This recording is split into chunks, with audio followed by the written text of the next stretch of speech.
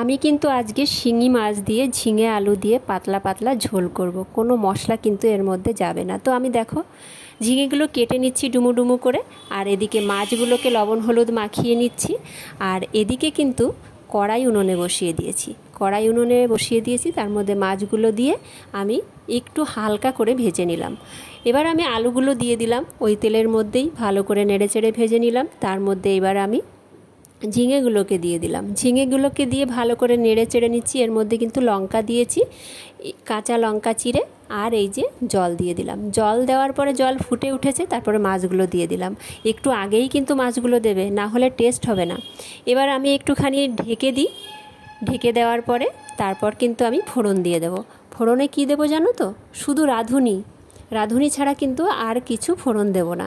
তো এখানে নামিয়ে নিলাম তরকারিটা। এবার আমি রাঁধুনি ফোড়ন দিয়ে তরকারিটাও ঢেলে দিলাম। দেখো কি সুন্দর কালার এসেছে, দেখে মনে হচ্ছে না এক থালা ভাত খাওয়া হয়ে যাবে। এবার আমি একটু খেয়ে নিই, কারণ ভীষণই লোভ লাগছে এটা তরকারিটা দেখে। গরম ভাতের সঙ্গে যে কেমন লাগবে সেটা ভাবতেই কেমন লাগছে। তো যাই হোক, এবার আমি একটুখানি খেয়ে নিই, কেমন টেস্ট হয়েছে তোমাদের বলছি।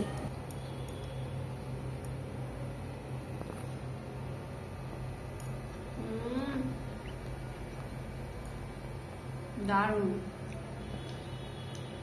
খেতে বসে কিন্তু আর কথা বলা যাচ্ছে না, কারণ এতই টেস্টি খাবার। আর এদিকে দেখো ঝমঝম করে বৃষ্টি শুরু হয়ে গেছে, বৃষ্টির আওয়াজ, আর এদিকে গরম ভাতের সঙ্গে এরকম একটা খাবার অসাধারণ কিন্তু লাগছে। তোমাদের সঙ্গে দেখা হচ্ছে পরের ভিডিওতে। তোমরা সঙ্গে থেকো আর ভালো থেকো, সুস্থ থেকো। আজকে এই পর্যন্তই, টাটা।